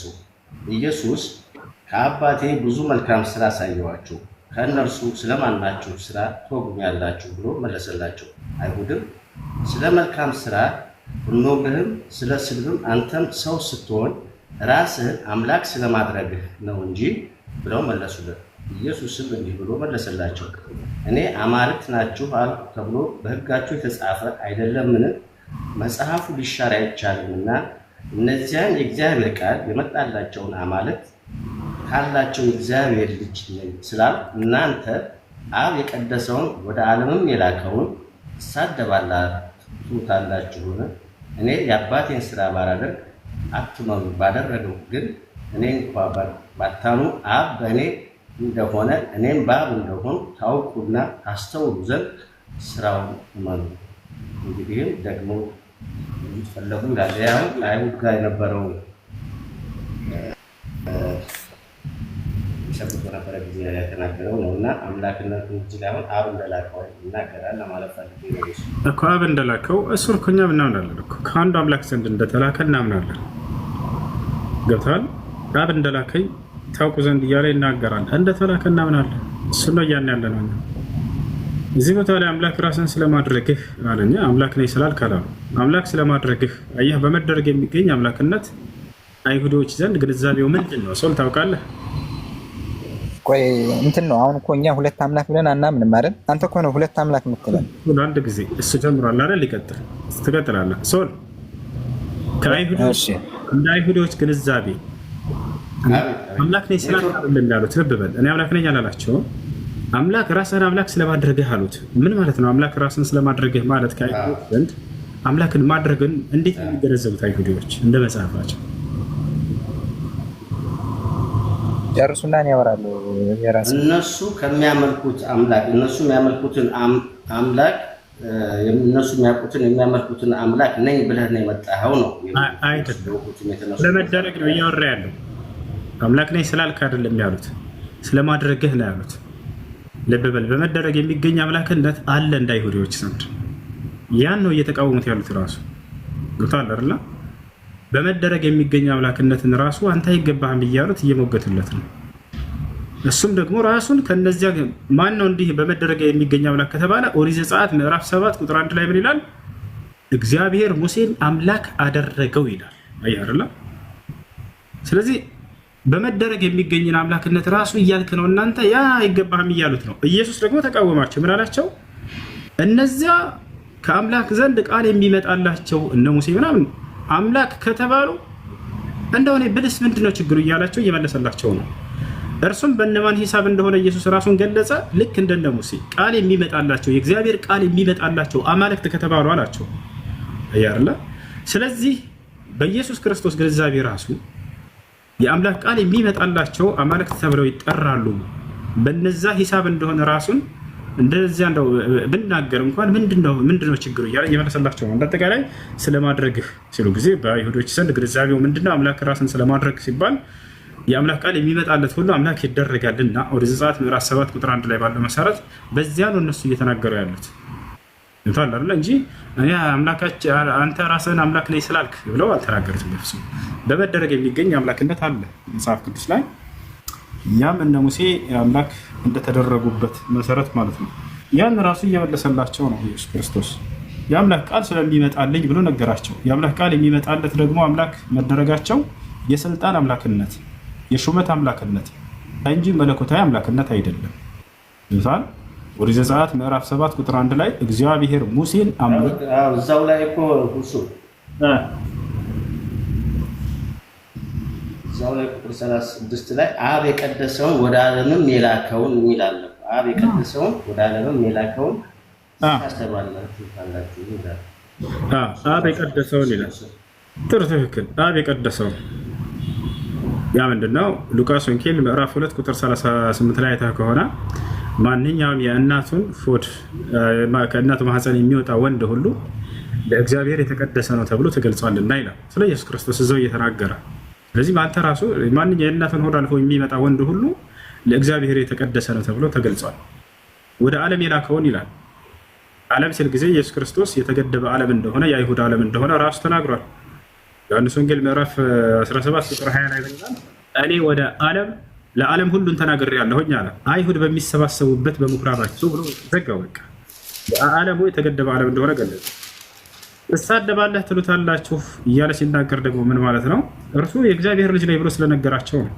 ይሄ ስድብ አይደለም እውነት ነው እያለ እየነገራቸው ነው። ታላ አይደለ? ያ ነውና የእግዚአብሔር ልጅ መባል ደግሞ ለነሱ የተለመደ እንደሆነ ይታወቃል። መጽሐፋቸው ላይ እናንተ ራሱ የእግዚአብሔር ልጆች ናቸው እያለ ነግራቸዋል እኮ እናንተ የልዑል ልጆች ናችሁ አልኩ ተብሎ አልተጻፈም? ምን ይላችኋል? የልዑል ልጆች ተብለዋል አይደል? አይሁዶች የእግዚአብሔር ልጆች ተብለዋል አይደል? ሶል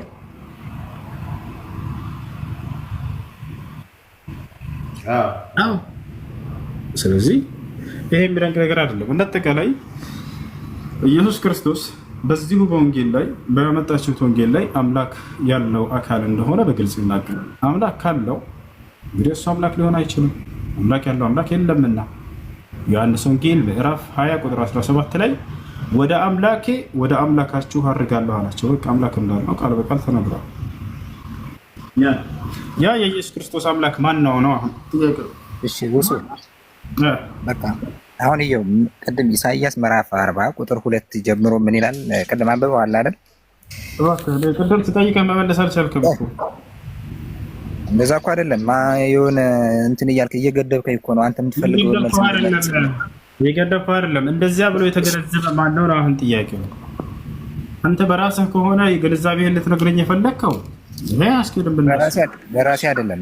እሺ በቃ እሺ አሁን እሺ አንድ እድል ስጠኝ አሁን። አይ እሺ አውራሽ እሺ ምዕራፍ 40 ቁጥር 2 ላይ የእግዚአብሔርን መንገድ ጥረጉ ለአምላካችንም ጎዳና በበረሃ አስተካክሉ ይላል አይደል?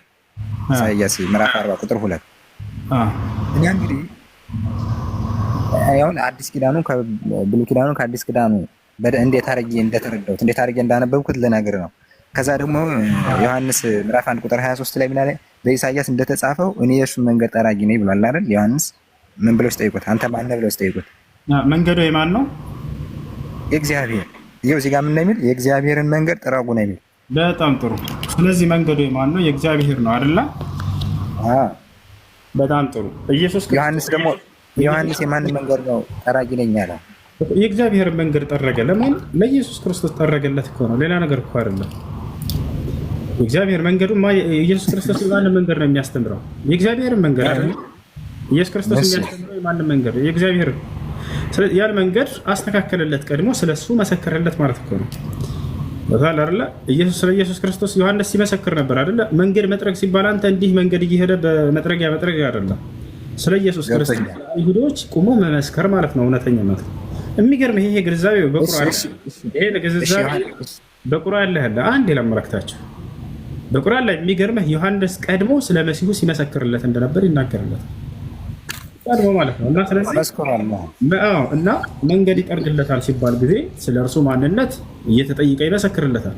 ወጣላም ነገር ግን ከኔ በፊት እንደነበር ከኔ በኋላ የሚመጣው የእግሩን ጫማ ልፈታ የማይገባኝ ያለ ስለ እርሱ ሲመሰክርለት ነበር። ስለ ኢየሱስም የመሰከረው ይህ ነው ይላል። አይሁዶች መጥተው በጠየቁት ጊዜ እዚህ መንገድ ይጠርግለታል ማለት የእርሱን ማንነት ይመሰክርለታል፣ ቀድሞ ሳይመጣ በፊት ይናገርለታል ማለት ነው። ይሄንንም አድርጎለታል። ዶላር የመንገዱ ባለቤት አንዱ አምላክ ነው። አንዱ አምላክ ኢየሱስን ላከ። ምን እንዲያደርግ? ያን የእርሱን መንገድ እንዲያስተምር ዘንድ የዚያንም የአንዱን አምላክ ቀድሞ ይጠርጋል። ማን? ዮሐንስ ማለት ነው። የብር እኔ እኮ አልጨረስኩም ግን እሺ አሁን ከጨረስ ልበል። አሁን እዚህ ጋር መንገድም ጥረጉ የእግዚአብሔርን መንገድ ጥረጉ ነው የሚል። ኢየሱስ ክርስቶስ ደግሞ ምን ይላል? መንገድም ህይወትም እኔ ነኝ ይላል። አንተ እንደተረዳኸው እኔ እንጃ። እኔ እኮ ተረድቼዋለሁ፣ አምኜዋለሁ፣ ተቀብዬዋለሁ። እሱ ጋር አይገናኝም። ከአንድ ጊዜ አንተ ከሌዛኛው ጥቅስ ካገናኘው አይደል እንዴ? አይደለም። ዮሐንስ ምንድን ነው ያደረገው ብዬ ስጠይቅህ ጊዜ ራስህ እኮ እየመለስክልኝ ነው፣ ቃል በቃል እየመለስክልኝ ነው። ምንድነው መንገድ ጠራ? እኔ ስለምመልሰው መልስ ሳይሆን እኔ ደግሞ እዚህ ጋር ስለተረዳሁት ነገር ለማውራት እንትን ስላለኝ ነው። አሁን አንተ እሺ እያልኩ እኔ መንገድም ህይወትም እኔ መንገድም ህይወትም እውነትም ነኝ፣ ያለ እኔ በቀር ወደ አብ ማንም የሚሄድ የለም ይላል አይደለ?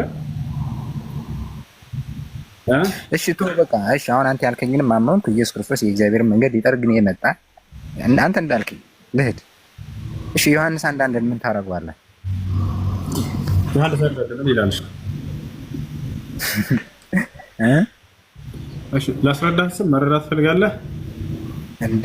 እኔ እንኳን አይደለም እሱም ማለት ነው። ይህንን ራሱ አሁን ያልኩህ ከኢሳይያስ ምዕራፍ 40 ቁጥር 2 ጀምሮ ያለው ከዛ 9 ላይ ደግሞ ምን ይላል?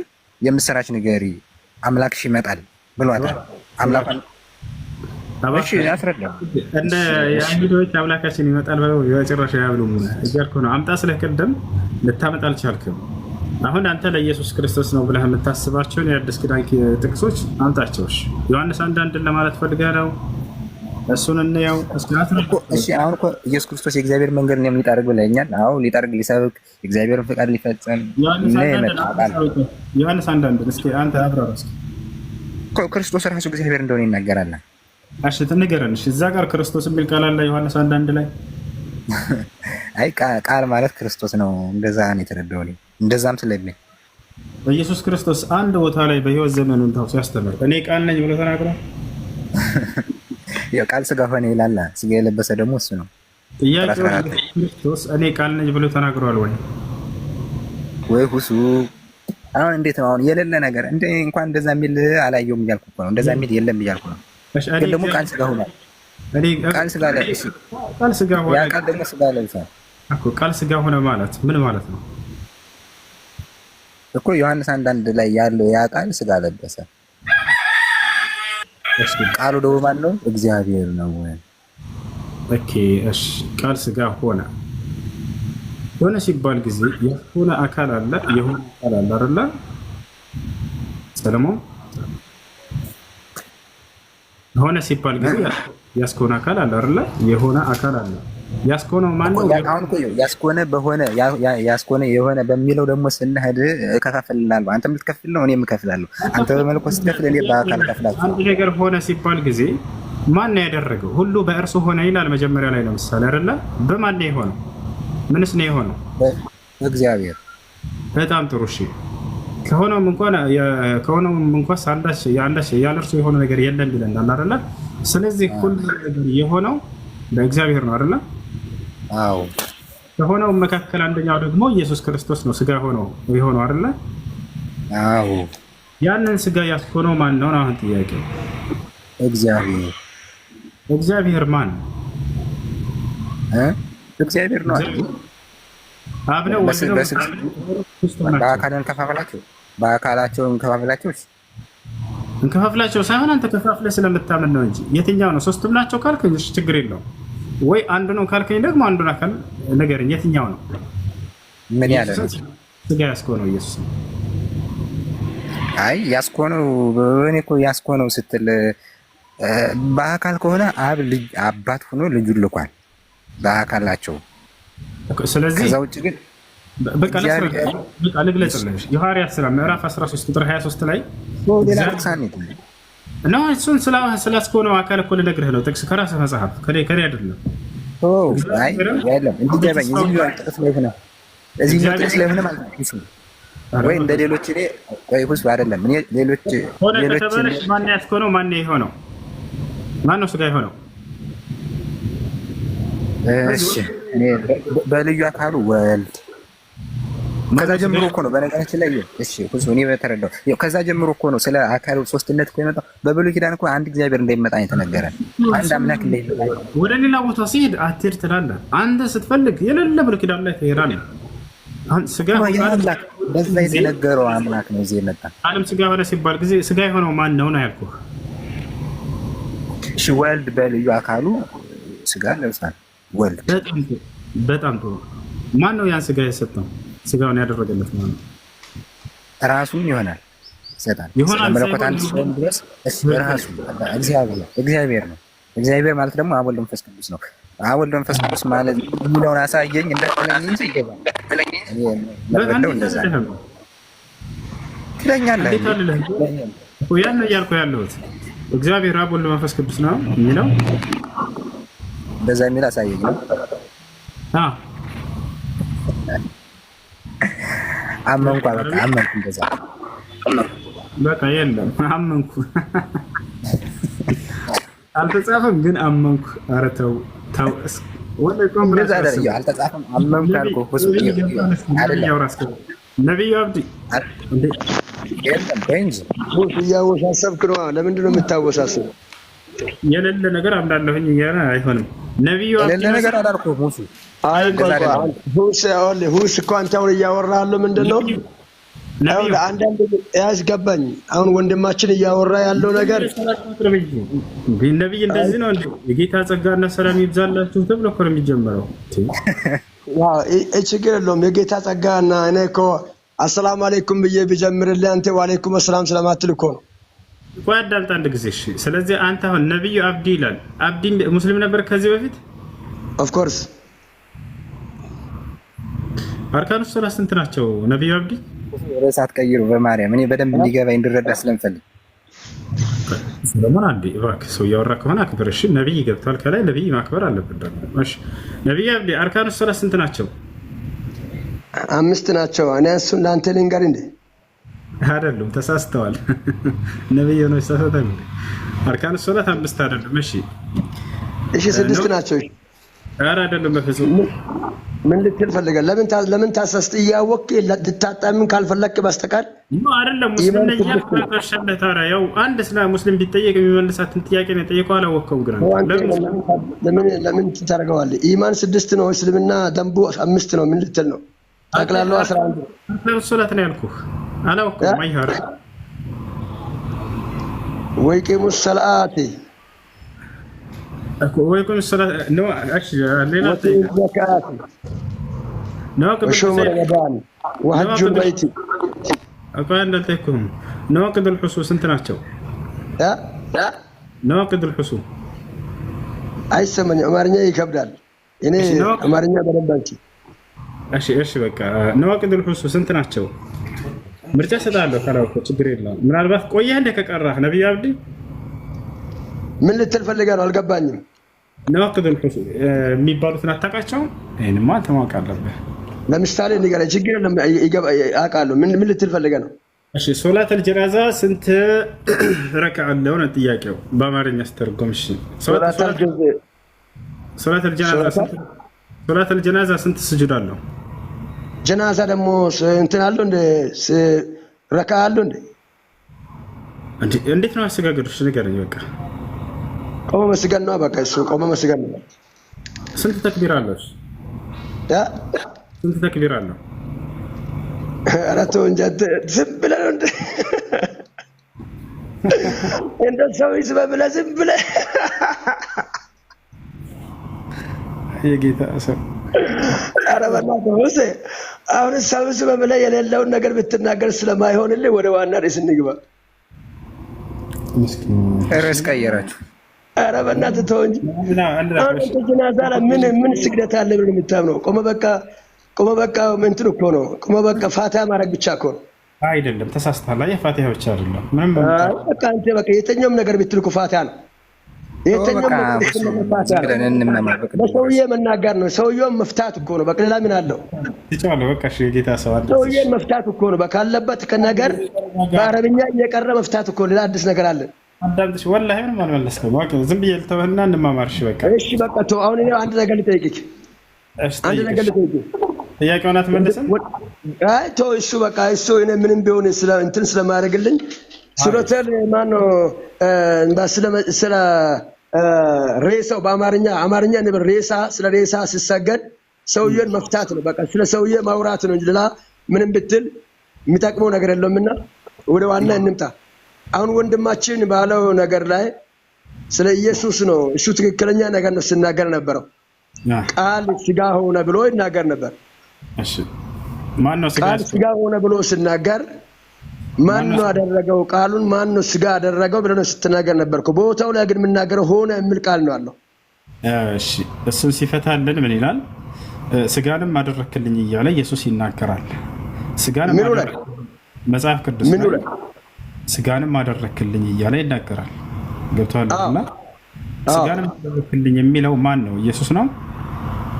ጥሩ ስጋ አደረከኝ ብሎ ሲናገር አንተ እኛንም ስበና አንተ አሁን ስጋና አደረከኝ የሚለው ባዩ ማን ነው? እኛ አንተን አክብረን ነው ወደዚህ የምንገባው። ሌላ ምንም ፍለጋ ጥያቄና መልስ እንድንማማር እኮ ነው። ስጋንም አደረክልኝ ይላል ኢየሱስ አልኩህ። አዎ አልክ። ባዩ ኢየሱስ ነው አይደለ? ስጋንም አደረክልኝ የሚለው ኢየሱስ ነው። ማንን ነው እያለ ያለው? ጥሩ እሺ እንምጣ። ልመልስልኝ። ኢየሱስ ወደዚህ ምድር ሲመጣ እኛ ክርስቲያኖች የምናምነው በ50% ሰው በ50% ስጋ ነው የምንለው። ሰው ነው የምንለው። ሰውም አምላክም ብለን የምናምን የክርስትና እምነት ያለን ሰዎች ነን። ማን ነው እንደዛ እያለ ያለው? አካሉን ንገረኝና ማብራሪያ ትሰጠናለህ። የጌታ ሰው ማን ነው እንደዛ ያለው? ኢየሱስ ነው እያወራ ያለው። ኢየሱስ ነው እያወራ ያለው። ኢየሱስ ከማን ጋር እያወራ ያለው? መልሱን የሚያወራው ስለ እግዚአብሔር አብ ነው የምናገረው። ስለ እግዚአብሔር አብ ስናገር እግዚአብሔር አብ ስጋ አደረጋ እያለው ነው።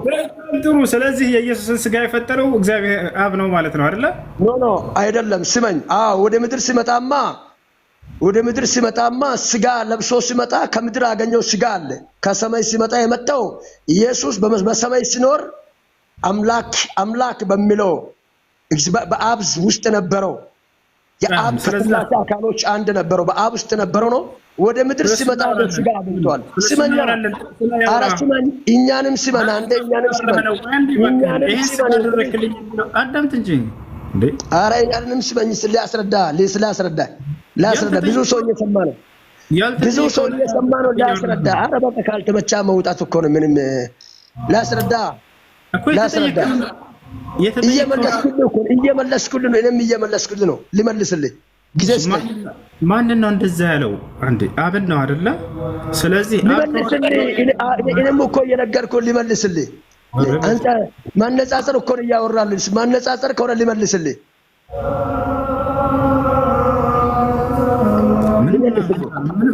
አዳምጥ። ከኔ ጋር ከሆነ ብታወራው አዳምጥ። ስጋ አደረክልኝ የሚለው አብን ነው ወይንስ ማንን ነው? አብን ነው አልከኝ አይደለ? ስለዚህ የኢየሱስ ክርስቶስን ስጋ የፈጠረው አብ ነው ማለት ነው ወይ? አልፈጠረም አልኩ። አልፈጠረም። ማን የፈጠረው? ስጋ የኢየሱስ ስጋ አገኘ እንጂ አልፈጠረም።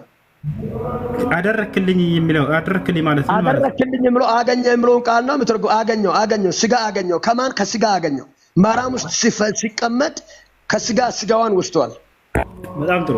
አዘጋጀህልኝ፣ ስጋንም አዘጋጀህልኝ ይላል። አዘጋጀህልኝ ማለት ፈጠርክልኝ ማለት አይደለም? በቃ አዘጋጀ ማለት እኮ የተዘጋጀው ማርያም ስጋ እኮ ነው። ማርያም ስጋ ውስጥ እኮ ነው የገባው። በጣም ጥሩ። እሺ፣ ስለዚህ አዘጋጀህልኝ ማለት ፈጠርክልኝ ማለት ነው አይደለም? አይደለም። እርግጠኛ ነህ? አይደለም። በጣም ጥሩ። እሺ፣ ማዘጋጀት ማለት መጽሐፍ ቅዱስ ላይ መፍጠር ማለት እንደሆነ ላሳይህ ነው። እሺ፣ አይደለም። እሱ ሌላ ትርጉም ነው። ላሳይህ ነው መጽሐፍ ቅዱስ ላይ አሳየው። በቃ ምን ችግር የለም። አዘጋጀህልኝ ማለት ፈጠር